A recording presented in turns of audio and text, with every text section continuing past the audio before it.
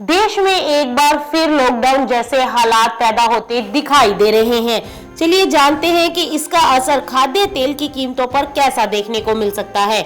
आपको बता दें कि जिस तरीके के हालात बनते दिखाई दे रहे हैं उससे एक बार फिर से देश में लॉकडाउन हो सकता है और इस बार के लॉकडाउन में पहले लॉकडाउन जैसी स्थिति शायद देखने को नहीं मिले।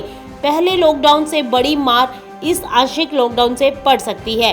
देश पहले लॉकडाउन की मार तो झेल गया, लेकिन दूसरे लॉकडाउन में अर्थव्यवस्था न सिर्फ गिरेगी बल्कि देश की जनता और कारोबार पर बेहद बुरे परिणाम देखने को मिल सकते हैं। हालांकि देश में खाद्य तेलों का उत्पादन खासा देखने को मिला और देश में खाद्य तेलों की खपत में बड़ी गिरावट दर्ज की गई, लेकिन उसके बावजूद खाद्य तेलों मसलन सोयाबीन, रिफाइंड, सरसों और दूसरे खाने के तेलों की कीमतों को नए रिकॉर्ड पर कारोबार करते देखा गया। इस बात से इनकार नहीं किया जा सकता कि खाद्य तेलों में आया उछाल कृत्रिम उछाल है। हाल में आई खाद्य तेलों की कीमतों में तेजी बाजार के फंडामेंटल के बेहद विपरीत है, लेकिन अगर अब जैसे हालात देश में बन रहे हैं और फिर से अगर देश लॉकडाउन की तरफ जाता है तो खाद्य तेल स्टॉकिस्ट के पास तेल को खुले बाजार में निकालने के अलावा कोई विकल्प नहीं रह जाता, क्योंकि फरवरी में सरसों की नई फसल बाजार में आ जाएगी और सरकारी गोदामों में पड़ी सरसों को भी सरकार को खुले बाजार में निकालना होगा, जिससे खाद्य तेलों की कीमतों पर दबाव बनेगा। मार्केट टाइम्स टीवी का सर्वे कहता है कि अब जो स्तर खाद्य तेलों में दिखाई दे रहे हैं उन स्तरों पर बिकवाली करके चलने में फायदा देखने को मिल सकता है। मार्केट टाइम्स टीवी के मुताबिक खाद्य तेलों में ऊपर की तरफ ज्यादा से ज्यादा 5 से 10% की बढ़ोतरी संभव है, तो वहीं खाद्य तेलों में 30 से 40% की बड़ी गिरावट देखने को मिल सकती है।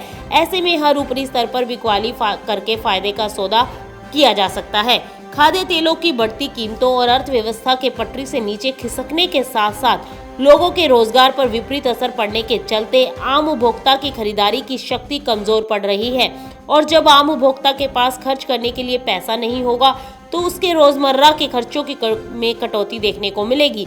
ऐसे में मांग पर विपरीत असर दिखाई देगा, जिससे कीमतों में गिरावट दर्ज की जाएगी। बहरहाल अर्थव्यवस्था के चक्र पर जल्द ही ये असर दिखाई देंगे। खाद्य तेलों की मांग दीपावली और छठ पूजा के चलते खासी दिखाई दे रही थी, लेकिन इन त्योहारों पर स्टॉकिस्ट के मुताबिक मांग निकलकर नहीं आई।